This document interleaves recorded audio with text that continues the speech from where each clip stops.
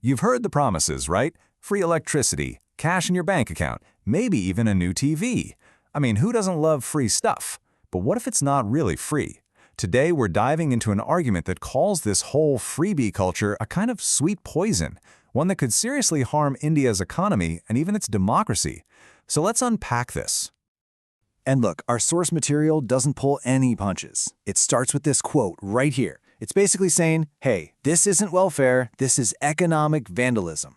Whoa, that's a really strong statement, right? And that's the core idea we're going to explore today. All right, so here's how we're going to break it all down. First, we'll look at why these freebies are so appealing. Then, we'll get into the nitty-gritty of the economics, what our source calls a kind of suicide mission. After that, we'll see what doesn't get built because of them, how it changes society, and finally, the big one, how it might just turn democracy into a giant auction. Okay, let's dive into that first part, the allure of the freebie. I mean, it's pretty obvious, isn't it? Who's going to say no to free stuff? But the argument we're looking at says we've got to look under the hood here. What's the real deal? What's actually being exchanged? So what kind of stuff are we talking about here? Well, it's a whole range of things, really. You've got promises of free electricity or water, which sound great. Then there are straight-up cash handouts, money directly in your account. And sometimes it's actual consumer goods, laptops, TVs, even kitchen grinders. And this is where we hit a really crucial point in the argument. The idea is that this isn't about empowering people for the long haul. No, it's presented as a really cynical, short-term deal. I give you this, you give me your vote. It basically changes the whole relationship, right? You're no longer a citizen with a voice. You're more like a client whose loyalty is being bought.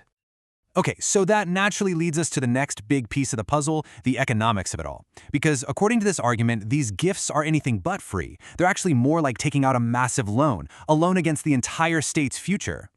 The source uses this really dramatic term for it, fiscal harakiri. It's a pretty intense way to put it. But here's what it means. You've got two kinds of spending, right? Capital expenditure. That's the money for building stuff that creates future growth, like new roads, schools, hospitals. Then you have revenue expenditure, which is for paying the bills today, salaries, subsidies, that kind of thing. The whole argument is that we're seeing a dangerous shift. Money that should be building the future is getting burned just to cover today's promises.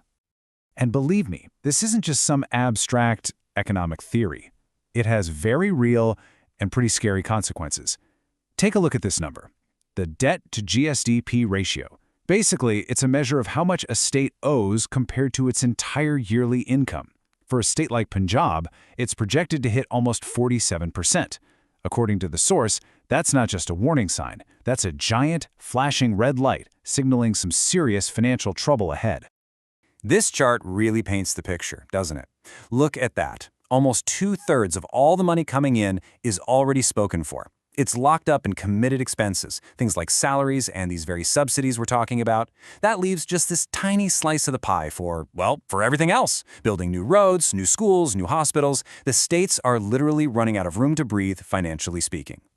So what happens when the official numbers start looking really bad? Well, the source points to a kind of financial sleight of hand called off-budget borrowings. Here's how it works. The government gets one of its own companies to take out a huge loan, which the government then guarantees. The tricky part? That debt doesn't show up on the main state budget. It's basically a way to hide the real size of the debt from everyone, the public, the legislature, everybody. And all of this leads right into our third major point, the hidden cost. What economists call opportunity cost. The argument is pretty simple. For every single rupee spent on a freebie, that's a rupee that isn't being spent on something else. Something that might be way more valuable in the long run. And when you lay it out, the trade-off is just stark. You have money being spent on things like laptops, kitchen grinders, TVs. And that's money that is not being spent on new schools, hospitals, or better roads. Think about it. A free laptop is great for one person, for a little while. But a brand new, well-funded school? That helps thousands of kids for generations. That's the invisible price tag the source is talking about. And the sheer scale of this is just mind-boggling. Check out this number. By 2026, it's estimated that just the spending on these cash handout schemes will reach 1.7 times lakh crore. I mean, to put that into perspective, that's more than the entire yearly budget for building our national highways. That's a staggering amount of money just being funneled into immediate consumption instead of long-term investment. Let's take free power as a perfect example. On one hand, you have the annual subsidy bill, which is already huge, 1.66 lakh crore. But that's not even the whole story. The real damage, according to the source, is what it does to the power companies, the discoms. Look at their accumulated losses. It's a mountain of debt, more than 4 times the yearly subsidy. This completely cripples their ability to invest, to maintain the grid, and to provide reliable power for anybody, paying or not. Okay, so we've talked about the economics, which are pretty grim, but the argument goes even deeper. The next point is about the impact this has on society, on the very culture and fabric of the nation.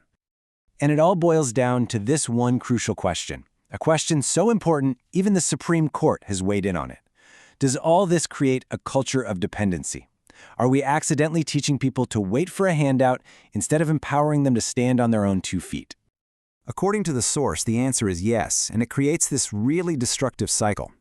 The argument is that it can devalue the idea of work. It shifts the entire tax burden onto an already squeezed middle class. And worst of all, it can actually trap people in a cycle of poverty. It's that old saying, right? Give a man a fish and you feed him for a day. Well, the argument here is that these policies are all about giving out fish, which almost guarantees that the next generation will be lining up for a handout too. And that brings us to the final and maybe the most troubling argument of all. This isn't just about money or society anymore.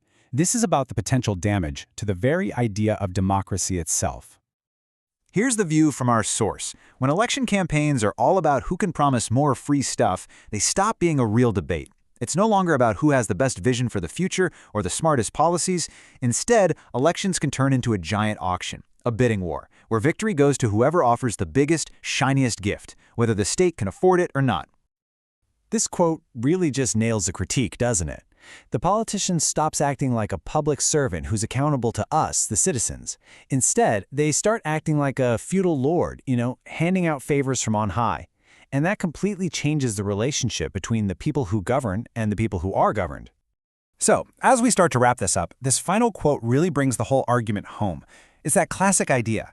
A true leader teaches a nation to fish, but a manipulative politician just gives them a fish to buy their loyalty. It's a stark contrast, right, between real, genuine empowerment and what the source calls a calculated plan to keep people dependent for political power. And so, at the end of the day, we're left with this one big, lingering question. If the price for today's free gift is the future itself, if we're mortgaging tomorrow's prosperity for today's comfort, then we have to ask ourselves, is anything really free?